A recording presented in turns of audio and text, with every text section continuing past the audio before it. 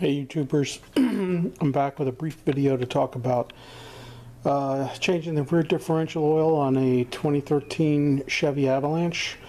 As you can see here, there's a bit of a problem, right? This is the old gasket, and the new gasket underneath, which I got from Advanced Auto Parts, is very obviously the wrong gasket. What you need to do before you go to the parts store to get either oil or the gasket, count the number of bolts that you've got on the differential. You have to go under the truck because you can't see all the bolts from behind it. You have to go under the truck, get up close and personal with the differential, and count all the bolts, because my gasket's a 10 bolt model. The gasket they sold me, I believe this is 14 bolts, and so there is a difference. I guess it depends on what your drivetrain is. There were two different drivetrains available for the Avalanche, and of course the Advanced Auto people, all they did was they sold me the first gasket that came up on their wonderful computer system and didn't question it, and wound up with the wrong gasket. So that means that I had the car up on jack stands, had the differential cover off, and that's when I discovered that the gasket was wrong. That is a bad spot to be in, because of course when I went back to Advanced Auto, they did not have the right or correct gasket in stock, and I wound up having to drive to two other auto parts stores before I found one with the correct gasket, which also is relatively expensive. It's like $40 or so. Do yourself a favor, go under the car, count the number of bolts, make sure that, maybe even take a picture of the differential, because as you can see, these two are obviously a different shape. The differential will be a different shape for these two gaskets, so that you can be sure that you're walking away with the right part and are not going to wind up getting screwed like I did.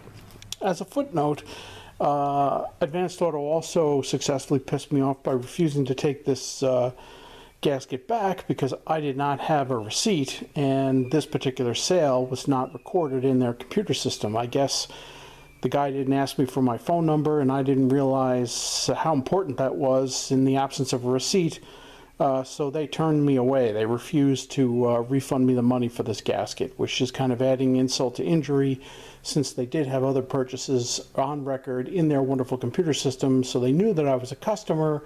And why the fuck would I be showing up there making a stink about a bad part just for shits and giggles, basically. So obviously yesterday, which is when this happened, I was supremely aggravated. Fortunately, I have a second car. Didn't have to get Uber or whatever to go to the parts store.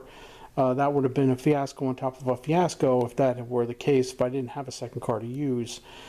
The other things that I will point out while I'm here talking about it, I went after all the fluids except for brake fluid in the car to replace them all in one shot, since I had to put the car up on jack stands, and the car's supposed to be level and all of that fun stuff. There are my jack stands right there. Actually, they're too small in my opinion. I need to get truck stands so that I can raise the Avalanche up higher. But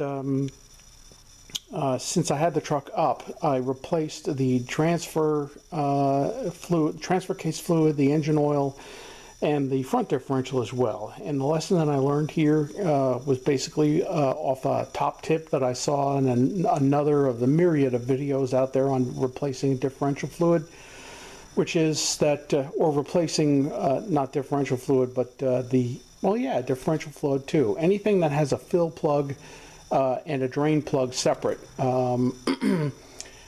This is very important that you take the fill plug off first before you take the drain plug off, because you don't want to drain out your transfer case or your front differential and then discover you can't get the fill plug off and wind up having to have the car towed somewhere to get that fixed. In my case, for the front differential, I was not able to get the fill plug off, and so I backed off.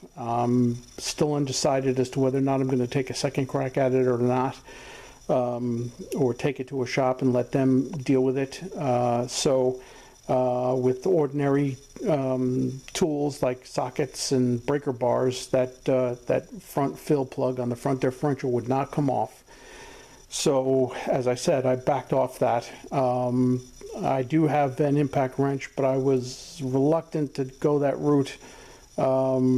First time ever trying to replace differential fluid myself, and I did not want to completely screw up the differential case, so maybe it is better to leave it for somebody who's more experienced, or at least, very least, have the satisfaction of knowing that a shop somewhere screwed up my front differential case rather than me. So, so do take note of that. Always remove the fill plug first before removing the drain plug, because at least your oil may be old and it may need to be changed, but at least you can drive your car somewhere to get it addressed and not have to have all the aggravation of having it towed somewhere. So that top tip saved my ass in terms of rendering my car useless. I did not have a problem with the transfer case. The fill plug came off very easily. The drain plug came off easily. And that oil change actually was very quick and easy and not complicated at all. And so the transfer case oil has been replaced, the engine oil has been replaced, and the rear differential oil has been replaced. So the car is getting its proper maintenance treatments. And I guess that's it for, I guess one more note, if you're going to do what I did, which is put the car up on stands and whatnot and have to roll under there, it will give you a little bit more room if you take the rear underside spare tire off the car. That's a risk, right? Because the rear tire lowering, raising mechanism is notorious for rusting out and getting seized, I guess. And for that reason, I was reluctant to try it and compound my problems. So I didn't do that, and I found it kind of cramped under the car with that big spare tire in the way. So if you're adventurous, or if you know your spare tire lowering mechanism is in good shape, then it would probably make it a little bit easier for you to work on the differential by removing the spare tire from the car. Your choice. You can replace the differential without removing the spare tire. I did it, but it's more fiddly. Especially for the bolts along the top of the differential. So keep that in mind for whatever it's worth. And I guess that's it. Good luck on your differential adventure, and like I said, make sure you've got the right gasket before you start this work. Good luck. Bye.